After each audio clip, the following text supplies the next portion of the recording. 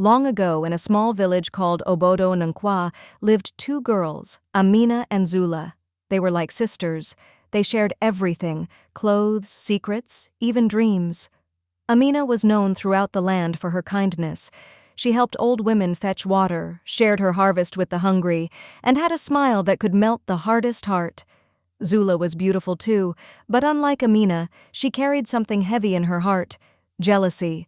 Whenever Amina was praised, Zula felt a sharp sting inside, but she never showed it. She laughed, she smiled, but inside, the storm was growing. "Why do they love her more than me? What makes her so special?" Zula wondered, jealousy heavy in her voice. One day, Chief Oduma's messengers came to the riverbank. A festival was coming, and the chief's son, Prince Leko, wanted to marry a young woman from the village. All maidens were to present their calabashes filled with fresh river water at the ceremony. The purest water and the kindest heart would win the prince's hand. Amina, humble as always, fetched her water without pride. Zula watched her with cold eyes. The villagers whispered, "Surely the prince will choose Amina." That night, jealousy became fire in Zula's chest. Zula crept quietly to Amina's hut. She took Amina's calabash and poured black palm oil inside it, enough to make the water cloudy and foul. "Tomorrow, no one will praise her. They will see she is not perfect," Zula said with vindictiveness in her voice. One by one the maidens presented their calabashes. When Amina stepped forward, everyone expected beauty. But when she poured her water into the clear bowl, a dark, oily liquid flowed. The crowd gasped.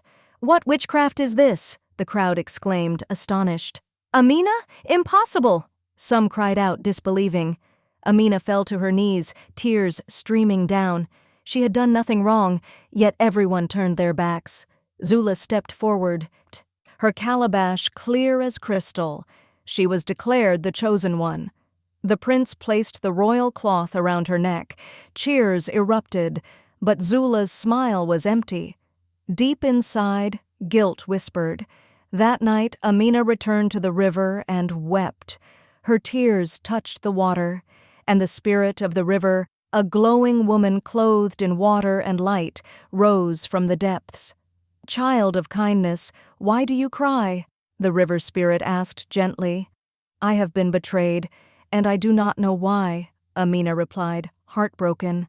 The spirit touched Amina's calabash, and suddenly it became pure again. She showed Amina the vision of Zula's betrayal. "The truth always floats, even when buried in oil," the river spirit said wisely. The next morning, during the royal feast, Amina walked in with her glowing calabash. It shone like gold in the sun. The prince stood in shock. The river spirit's light followed Amina, revealing everything Zula had done. I was jealous. I thought if she fell, I would rise," Zula admitted, remorse filling her voice. The crowd grew silent. Amina looked at her, tears in her eyes, and said, "A friend's heart is not a place for jealousy, Zula. It is a place for trust." Zula was banished from the ceremony, and Amina was crowned as the prince's bride, not for her beauty, but for her pure heart. Zula wandered for years, learning the hard way that jealousy turns friends into enemies, and the truth can never be buried forever. Amina and Prince Leko ruled with kindness, and the village never forgot the day the river spirit revealed betrayal. Jealousy is like oil in water. No matter how deep it hides, the truth will rise to the surface.